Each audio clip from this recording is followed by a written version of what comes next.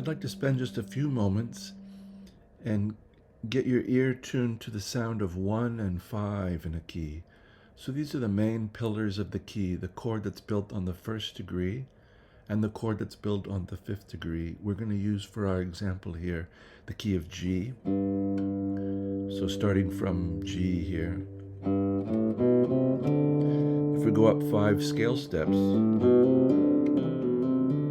we get the D note. And we're going to build a chord from there, and that chord is going to be D7. We're not going to be concerned here with full voicings or chord forms or anything. We're just going to pick a few notes that give the flavor of where we are in the scale. So with one exception, each of these major scale pitches can be heard as either a 1 or a 5. So this is pulling back from our way of hearing things as 1 and 4 and 5. I just want to get your ear into 1 and 5 here throughout the key. So here we go with G and D pitches, 3rd fret of the 6th and 2nd string. We could leave it there if we want and go to A, 5th fret and 3rd fret.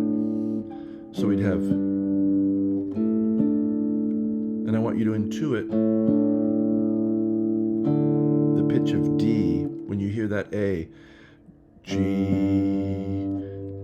A, D is what we're hearing in our ear. As if a bass player is playing a D down below us. If I put C here.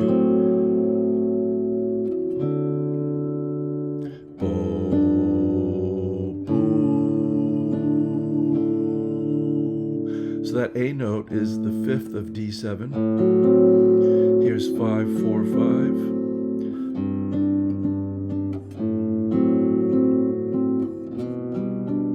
Now this B note is the 3rd of G.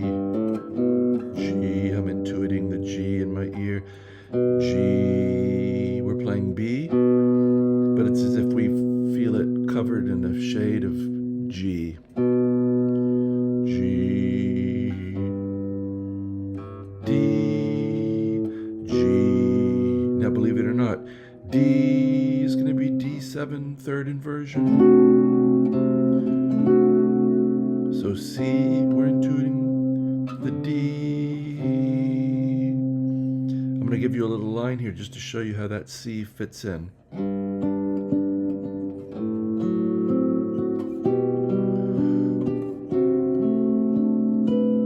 Hope you can hear that that's really a 5 chord that wants to go home to 1. So here now is D sounding like G. It's second inversion is correct.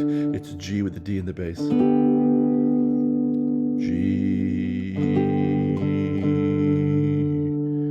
G, D, G, D, G, D.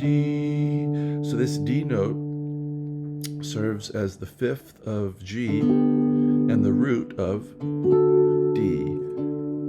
So we get both of them there. So this is going for a different kind of hearing.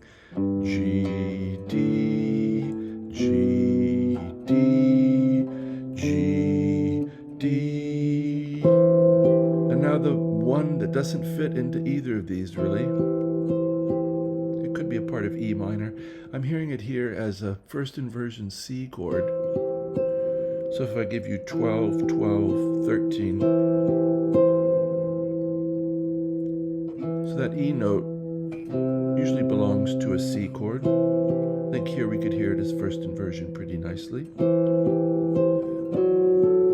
Then our F sharp, 9, 10, 10, that F sharp is part of D. I can't get it.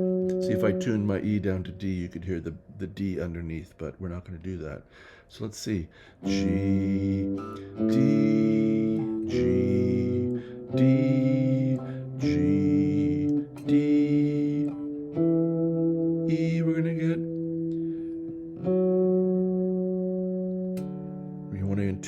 D. G.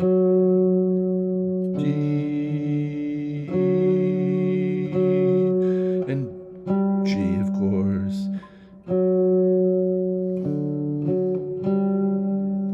The first person I heard talk about this was Lenny Breau.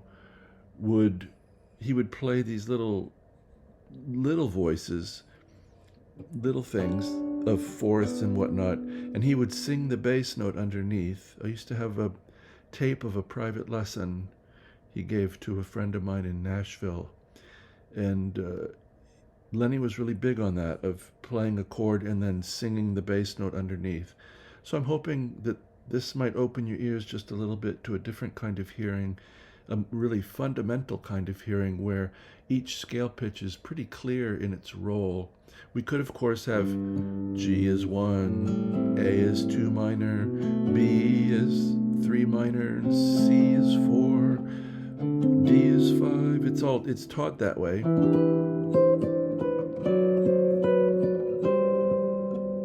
But I'm looking at the way Bach uses it often, and that C, that fourth degree,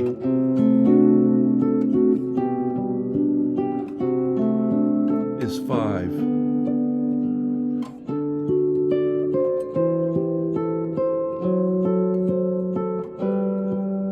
Hope this has been of interest to you. Something I hope you'll try to sing, these pitches of G and D and G and D. 4. Hope this finds you well and enjoying your music today whenever you see this, and I wish you, as always, a very good day.